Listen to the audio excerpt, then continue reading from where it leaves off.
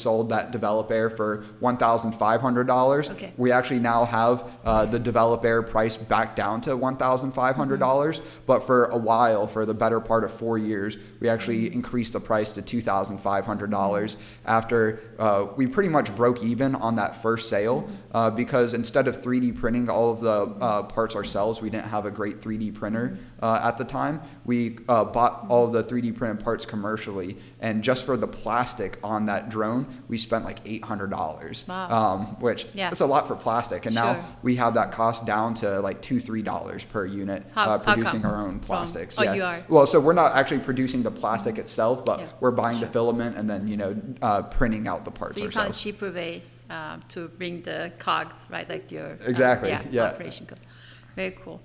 So you mentioned colleges buy from you. You mentioned the city of Chicago bought from you. You mentioned high schools bought from you. Like, so these are, so it seems like the high school and colleges are like they're doing research, they're learning, right? Like this is a particular segment. The city of Chicago, like for security in a big, kind of a concert event, I really get the point, right? Like we need all the eyes we can get. How do you find your customers? So a lot of it is, I look at every business as a people business, right? And so I just like going out and interacting with people.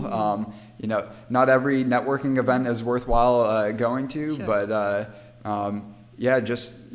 try to drone on and evangelize for drones. I like to say I'm like the Lorax of drones. I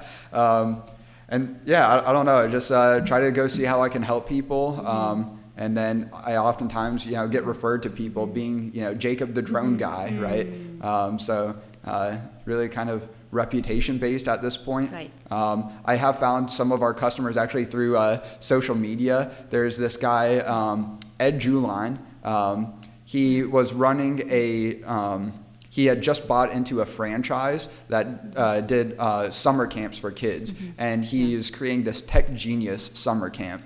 And so he actually bought 2 of our Develop Air drones, maybe 3, no, 2 of them. And then he had actually posted on Facebook that, hey, I'm looking for some drones that we can use for this summer camp, and I want them to be like good for STEM, and I forgot exactly what else, but I was like, hey, he's asking for a Develop Air and all but by name. And so I reached out to him, and people like to talk about the negativity of social media, but it's all about how you use it. It's not the platform. It's like it's a tool. It's like guns don't kill people, right? People kill people, right? And I think it's the same with social media, but it's easier like, oh, this thing is evil versus, hey, I just don't have discipline, or whatever the case may be. But really social media, we found some of our customers, but otherwise conferences.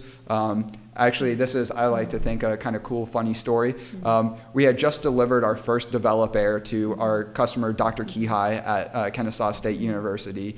And AUVSI, the largest drone conference around the world, they were coming to Atlanta. And this was actually during COVID in 2020. COVID canceled it in 2020, got pushed back to early 2021. And then that got pushed back to late 2021. And by then we had come up with Develop Air, sold our first one to Dr. Kihai, and then delivered it to him. And hey, Dr. Kihai, we have this conference coming up, and can we actually take your Develop Air back so we can use it as a demo model for this conference? Which we actually just did that again. We just sold Develop Air HP number 37, or Develop Air number 37, but our highest performance model. And I sent the customer an email, hey, we finished up your build, but we have a TEDx event now yesterday. Can we use it as a demo model there? And of course, right? That's awesome. That's awesome. But so conferences, just referrals, and then social media even. Yeah, I mean, just putting my professor hat, like just taking the hat and then